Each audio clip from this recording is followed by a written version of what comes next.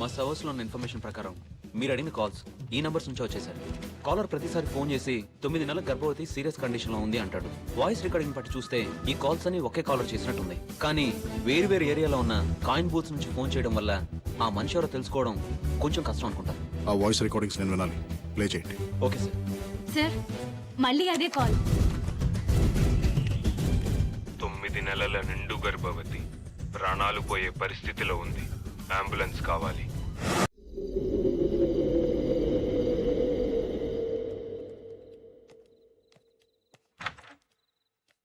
మేము రావడానికి లేట్ అవుతుంది. భోంచేసి పడుకో. ఇల్లు జాగ్రత్త. అలాగే అమ్మగారు.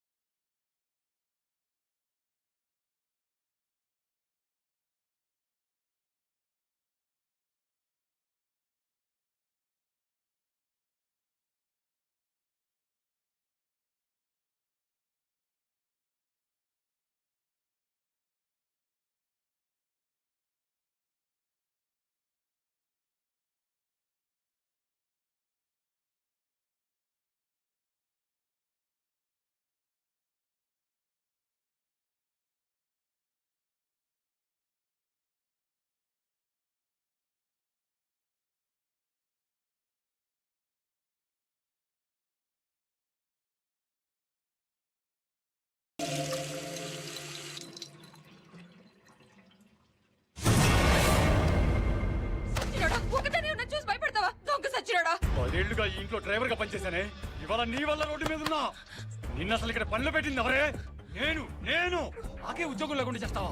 అసలు నిన్ను అపర్షన్ చేయించుకోమంటే ఎందుకు చేయించుకోలేదే? ఎలా చేయించుకోను అబార్షన్? చూస్తూ చూస్తూ పసిగొట్టుని ఎలా చెప్పేయమంటావు? అయినా నువ్వు పెళ్లి చేసుకుంటానన్నందుకే కదరా నేను నమ్మి ఇంత దాకా తెచ్చుకున్నాను. అసలు నా వల్ల నీ కడుపు వచ్చిందని గ్యారంటీ ఏంటే? రేపు బిడ్డ పుట్టాక టెస్టులు చేస్తారు కదా, అప్పుడు తెలుస్తుందా నీకు గ్యారంటీగా? రే ముందు నువ్వు ఇక్కడి నుంచి పోతావా లేక పోలీసులకు ఫోన్ చేయనా? పోతాను. నువ్వెలా బతుకుతావో, ఆ పెట్టె ఎలా పుడుతుందో చూస్తాను. పోతాను. పోరా.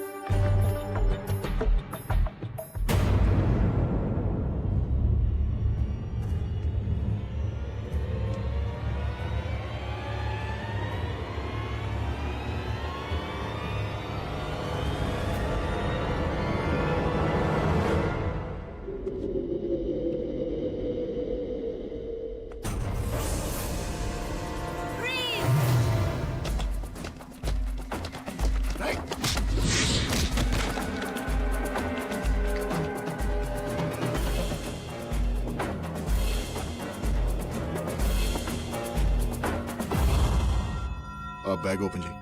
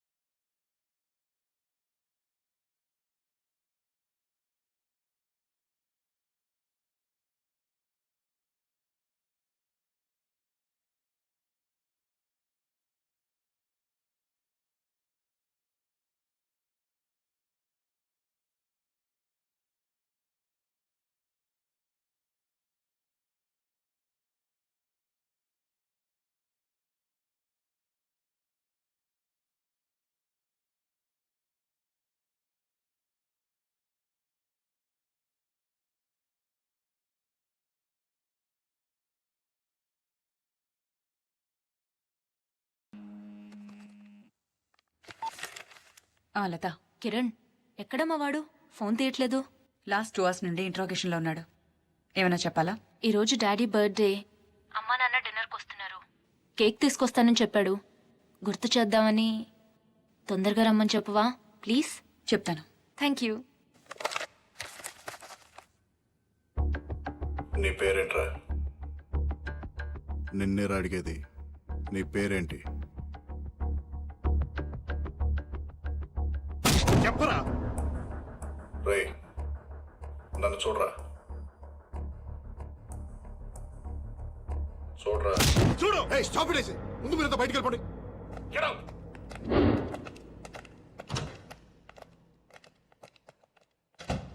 రే, నీ పేరేంట్రా?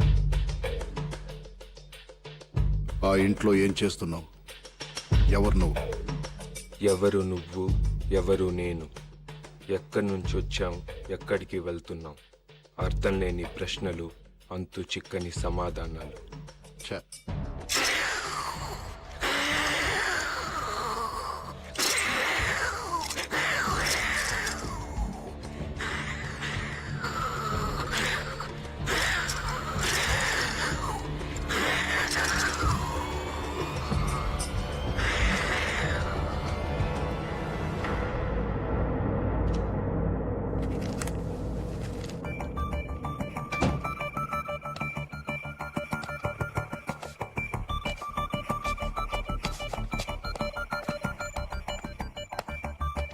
వెంకట్, లత ఫోన్ చేసింది. కేక్ గురించి గుర్తు చేయమంది.